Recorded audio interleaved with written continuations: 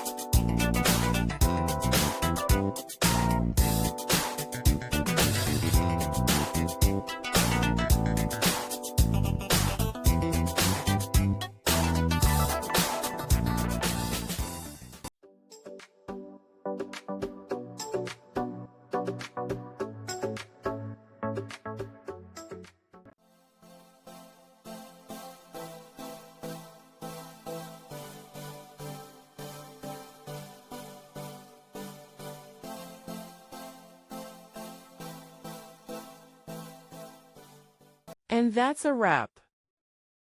I hope you found the answer you were looking for. If you did, take a second to hit that subscribe button. It really helps out. And let me know in the comments which solution worked best for you. See you next time in the Debug Zone.